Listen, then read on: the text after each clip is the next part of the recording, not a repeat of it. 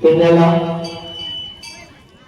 మహోత్సవ సందర్భంగా అమ్మవారి యొక్క సేవా భాగంలో కనులు విందులు కనులుగా దాదాపు 3 రోజులు అమ్మవారి యొక్క సేవా కార్యక్రమాలు జరిగాయి.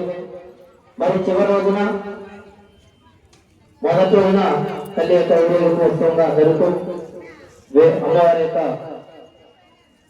రూపమైనటువంటి వేషకాలతో డప్పులతో మోతమోగింది. రెండవ రోజు కాటుకచేరితో మోతమోగింది. మరి 3వ రోజు చెక్క భజన, పండగ భజన, కోలాటం భజనతో మోతమోగుతుంది.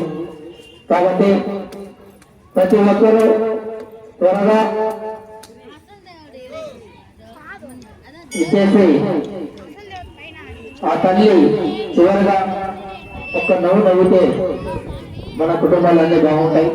కాబట్టి ఆ తల్లిని సంతోషించే విధంగా సాంస్కృతిక కార్యక్రమమైనటువంటి భజన కార్యక్రమాలు కూడా ఏర్పాటు చేస్తున్నారు.